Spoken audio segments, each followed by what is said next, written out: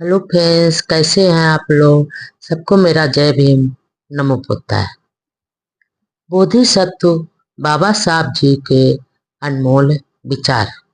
बाबा साहब जी अपने विचार में कहते हैं कि हमें देखो, पग पग पर हमें कितनी कठिनाई मिली और मैंने अपनी कठिनाइयों से ही सीखा है। यहाँ तक कि हमें स्कूल के बाहर बैठने को दिया जाता था। लोग हमें पानी तक नहीं पीने देते थे और हम इसी कठिनाई से आज देखो अपने देश का, भारत देश का संविधान लिखकर तैयार किया है और जिसमें संविधान में हम सभी को बराबर हिस्सा दिया है। सारे अधिकार सभी को बराबर दिया है, ना किसी को ज्यादा दिया है ना किसी को कम दिया। संविधान निर्माण के बाद बाबा साहब आगे कहते हैं कि जब तक दलित जगह जगह दलित अपने संगठनों के अलावा गैर दलितों के संगठनों में भी नहीं उनका सम्मान किया जाता। 29 जनवरी 1950 को दिल्ली में महाराष्ट्रीयन संस्थाओं ने बाबा साहब का सम्मान किया।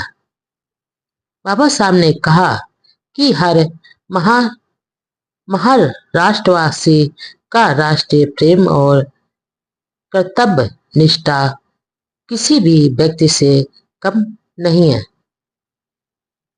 बोधिसत्व बाबा साहब जी कहते हैं, ज्ञान व त्याग के गुणों में महाराष्ट्र ही अन्य क्षेत्र से व्यक्ति से आगे है। आगे बाबा साहब जी कहते हैं, मैं इन्हीं दिनों अम्बेडकर ने ब्लैक क्लार्क नामक एक लेखक को दिए इंटरव्यू में कहा कि जब मैं गरुड़ पक्षी आकाश में उड़ता है तो ऊंची उड़ान भरते समय उसे हवा के विरोध का सामना करना पड़ता है, ऊपर उड़ना पड़ता है, करते हुए ऊपर उड़ना पड़ता है। वह अपने हवा के रुख की मदद नहीं ले पाता है। दलितों को भी ऐसी ही परिस्थितियों का सामना करते हुए ऊपर उठना है और प्रगति अपने काम में, अपने सम्मान में प्रगति करनी। 14 अप्रैल 1950 को पूरे देश में बाबा साहब का जन्मदिन बहुत ही उल्लास और उमंग के साथ मनाया गया। इस अवसर पर नया गांव बंबई में एक भव्य समारोह हुआ जिसकी अध्यक्षता बंबई हाई कोर्ट के मुख्य न्यायाधीश एम.सी. छागला ने की थी और उन्होंने कहा कि वह इस समारोह में इसलिए शामिल नहीं हुए कि डॉक्टर बाबा साहब, बोधिसत्व बाबा साहब सिर्फ दलितों के नेता नहीं हैं, बल्कि हमारे लिए इसीलिए भाग ले रहे हैं क्योंकि वो बाबा साहब पूरे देश के सर्वसम्मान नेता हैं, यानी सभी के नेता हैं। डॉक्टर अंबेडकर के साथ बिताए अपने पुराने दिनों को याद करते हुए मैं किस तरह उन्होंने इंग्लैंड में एक साथ बैरिस्ट्री पास की और एक ही समय में वकालत शुरू की, फिर लॉ कॉलेज बंबई में पढ़ाया। छलांगा आगे कहते हैं कि डॉक्टर अंबेडकर, बोधिसत्व बाबा साहब जी पूरे विश्व में संवैधानिक कानून के सशक्त हस्ताक्षर हैं, यानी कानून के सर्वज्ञाता हैं। इसके अलावा वह राजनीतिक शास्त्र और अधिकृत रूप से बोलने वाले एक प्रमुख नेता हैं। बोधिसत्व बाबा साहब एक राजनीतिक शास्त्र और कानून के एक प्रमुख नेता हैं। डॉक्टर अंबेडकर जयंती पर दिल्ली में भी सौम्य समारोह हुआ।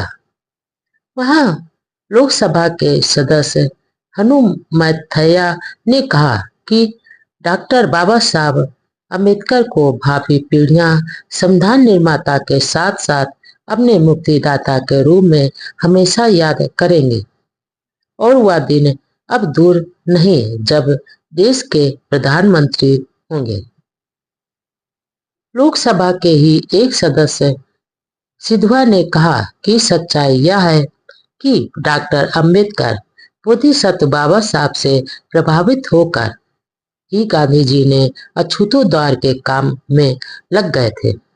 उन्होंने कहा कि डॉक्टर अंबेडकर बाबा साहब दबे कुचले वर्ग के लोगों के मुक्ति दाता है और संविधान निर्माता है। भारत देश का बाबा साहब ने संविधान लिखकर सभी को एक माला में पिरोकर सभी को बराबर अधिकार दिए।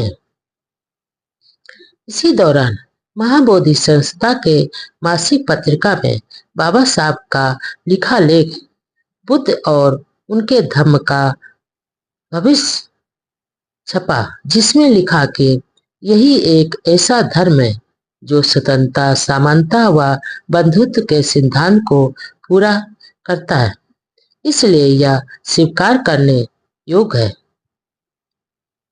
बाबा साहब 5 मई 1950 को बम्बई को अपने अखबार जनता को दिए इंटरव्यू में कहा कि वह बौद्ध धर्म के प्रति बहुत आकर्षित है, लेकिन अभी ग्रहण नहीं किया है।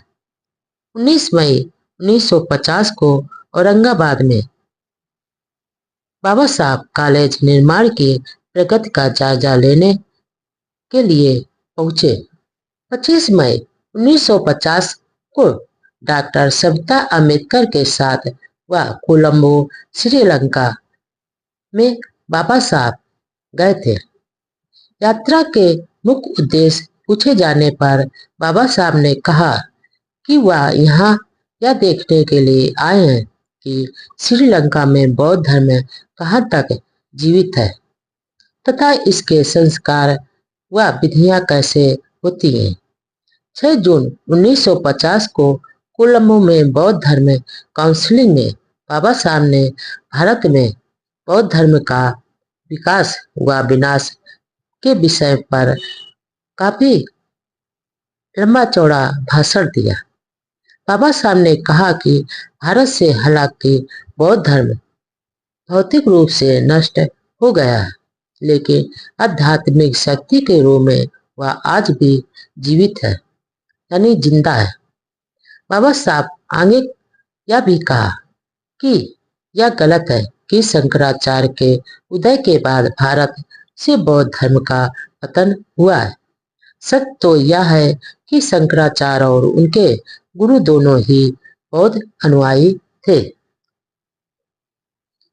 बाबा साहब ने अपने भाषण में भारत से बौद्ध धर्म के पतन के कारणों का जिक्र करते हुए कहा कि बौद्ध धर्म के खिलाफ जोरदार प्रचार करने वाले वैष्णव व शैव समुदाय के लोगों ने बौद्ध धर्म के कुछ रीति रिवाजों व परंपराओं को अपना लिया है, जबकि तुर्की के बख्तियार खिलजी ने आक्रमण किया तो बिहार के हजारों बौद्ध भिक्षुओं का कत्ल करके हुआ।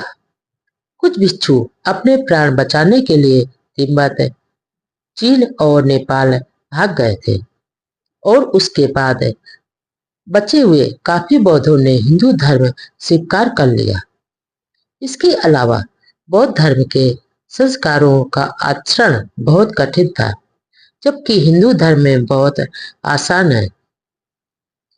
एक अन्य कारण में भारत का राजनीतिक वातावरण बौद्ध धर्म के प्रचार के अनुकूल नहीं था।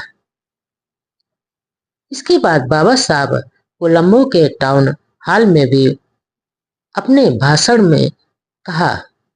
कोलंबो से निकलने के बाद रास्ते में त्रिवेंद्रम और मद्रास में भी बाबा साहब ने भाषण दिए। बाबा साहब ने श्रीलंका के दलितों को बौद्ध धर्म स्वीकार करने का अनुरोध किया।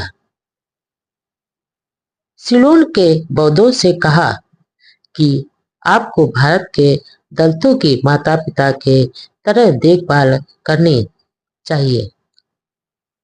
इसी दौरान बाबा साहब ने साउथ इंडियन बुद्धिस्ट एसोसिएशन से पी लक्ष्मी नरसू की अप्रकाशित इस crest Buddhism in modern life हस्तगत की त्रिवेणकोर के मुख्यमंत्री के साथ बाबा साहब ने हिंदू कोड बिल पर चर्चा की।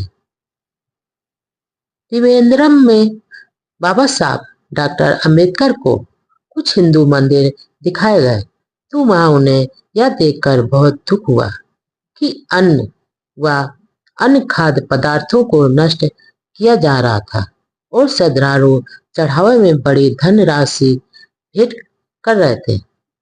बम्बई लौटने पर बाबा साहब रॉयल एशियाटिक सोसाइटी के समारोह में व्याख्यान करते हुए कहा। इसी बीच वह दिल्ली गए और अगस्त में अपनी आंखों के इलाज के लिए बाबा साहब बम्बई लौट आए। 29 सितंबर 1950 को बाबा साहब ने वर्ली के बौद्ध विहार में अपने भाषण में कहा कि अपने कष्ट दूर करने के लिए बौद्ध धर्म स्वीकार करें और बाबा साहब ने घोषणा की कि वह अपना शेष जीवन बौद्ध धर्म को पुनर्जीवित करने का प्रचार प्रसार में व्यतीत करेंगे। टाइम्स ऑफ इंडिया व अन्य अखबारों में यह चिंता जताए कि आर्थिक व सामाजिक विषयों का यह प्रकांड पंडित जो आध्यात्मिक क्षेत्र में जा रहा है, लगता है देश की विकृत राजनीतिक से ऊब गए हैं और उन्हें प्रकृति हो गई है। कई अखबारों में कार्टून छपे जिनमें दर्शाया गया कि बाबा साहब डॉक्टर अंबेडकर को अब सत्ता के बजाय संन्यास अधिक भा रहा है। हिंदू कोड बिल में रूढ़वादी चिल्लाते रहे, हिंदू धर्म खतरे में है। डॉक्टर बाबा साहब अंबेडकर बम्बई से दिल्ली लौटे तो इस बार फिर हिंदू कोड बिल पर चर्चा की बारी करने लगे। इस पर बाबा साहब ने अब तक बहुत मेहनत की थी, दर्जनों किताबें पढ़े, कई हिंदू नेताओं से मिले, वकीलों व कानून विशेषज्ञों के साथ भी विचार विमर्श किया। इस समय भी बाबा साहब का स्वास्थ्य साथ नहीं दे रहा था, लेकिन बाबा साहब इस बिल को पास करवाने की तैयारी में कोई कसर नहीं छोड़ रहे थे। बाबा साहब ने हिंदू कोड बिल पर अपनी सारी ताकत दांव पर लगा दी थी। बाबा साहब दिसंबर 1950 तक इस बिल के बारे में कोई प्रगति नहीं हुई थी। बाबा साहब डॉक्टर अंबेडकर ने अपने यह बिल सबसे पहले अक्टूबर 1948 में पेश किया था तो इस पर काफी तूफान उठा था, लेकिन बाबा साहब शांत रहे। बिल के संबंध में कई की गई आलोचनाओं को ध्यान में रखते हुए बाबा साहब ने फिर 1950 में इसको बदलकर फिर से तैयार किया ताकि अनावश्यक बहस से बचा जा सके और सदन में जल्दी ही पास कराया जा सके। नवंबर 1950 में बाबा साहब जी ने 29 पेज की एक पुस्तिका में भी तैयार कर कानून मंत्रालय द्वारा सेंटर लेजिस्लेटिव काउंसिल के सदस्यों में बांटे। बाबा साहब हिंदू कोड बिल पर द्वारा की गई मेहनत का अंजाम इस पुस्तिका और संशोधनों से लगाया जा सकता है कि हिंदू धर्म खतरे में है। इस नारे के साथ कुछ प्रगतिशील विचारकों को छोड़कर पूरा देश हिंदू समाज हिंदू कोड बिल के खिलाफ खड़ा हो गया और बाबा साहब की खिलाफत में सिर्फ रूढ़वादी ही नहीं बल्कि अब तो कई राजनेता, धर्मगुरु और कथित समाज सुधारक भी शामिल हो गए थे। संसद सदस्यों का कहना था कि हिंदू कोड बिल एक खास धर्म पर लागू होगा। डॉक्टर राजेंद्र प्रसाद व सरदार पटेल भी हिंदू कोड बिल के खिलाफ थे। डॉक्टर श्यामा प्रसाद मुखर्जी, जिन्होंने बाद में भारतीय जनसंघ का गठन किया, ने भी संविधान सभा में बिल की आलोचना की और उनकी माता ने विरोध व प्रदर्शन का नेतृत्व किया। डॉक्टर पंजाब राव देशमुख जैसे गैर ब्राह्मण शिक्षाविद भी लट लेकर विरोध में बाबा साहब के खड़े हो गए। खास बात यह थी कि विरोधियों की दलीलों में कोई दम नहीं था। उन्हें यह कतई स्वीकार नहीं था कि हिंदू समाज की विकृतियों को दूर कर सुधार किया जाए। बाबा साहब ने विरोधियों के सारे आकांक्षाओं व सवालों का जवाब बहुत ही शांति व तर्कों के साथ दिया।